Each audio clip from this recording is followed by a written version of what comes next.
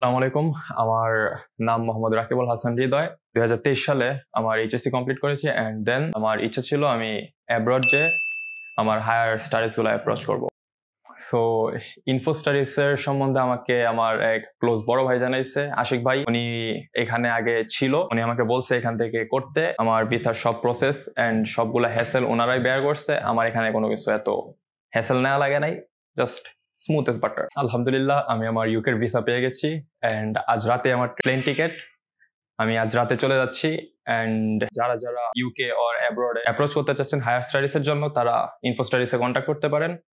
They are hassle free and budget friendly. And lastly, সবাই আমার জন্য দোয়া করবেন যাতে আমি লাইফে প্রসপার করতে পারি। আসসালামু আলাইকুম।